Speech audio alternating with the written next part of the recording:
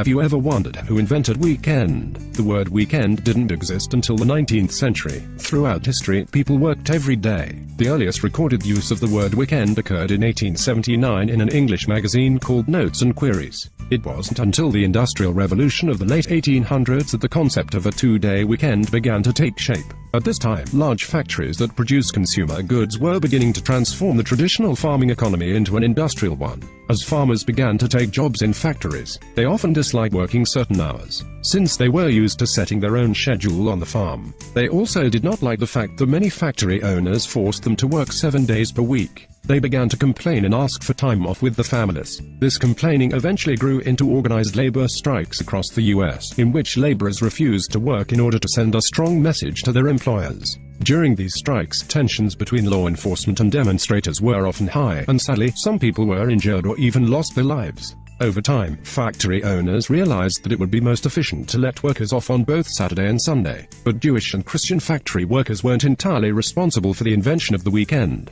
Henry Ford also played a big role. Even though the federal government didn't begin to limit companies to a 40-hour work week until 1938, Ford began to give his factory workers a two-day weekend in the early 1900s. Henry Ford's Detroit-based automobile company had broken ground in its labor policies before. In early 1914, against a backdrop of widespread unemployment and increasing labor unrest, Ford announced that it would pay its male factory workers a minimum wage of $5 per 8-hour day, up from a previous rate of $2.34 for 9 hours. The policy was adopted for female workers in 1916. The news shocked many in the industry at the time. On this day in 1926, Ford Motor Company becomes one of the first companies in America to adopt a 5-day, 40-hour week for workers in its automotive factories.